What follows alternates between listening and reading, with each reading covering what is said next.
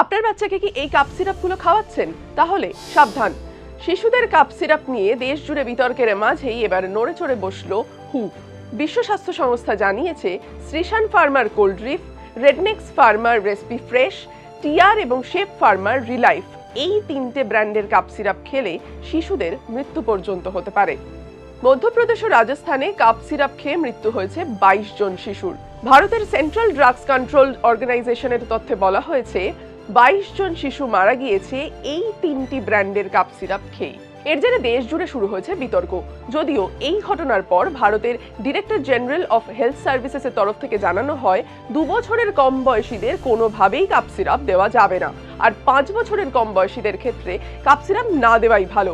প্রয়োজনে anti allergic ও ব্রঙ্কোডাইলেটরের মতন ওষুধ দেওয়া যেতে পারে বলে জানিয়েছে ডিজিসিআই।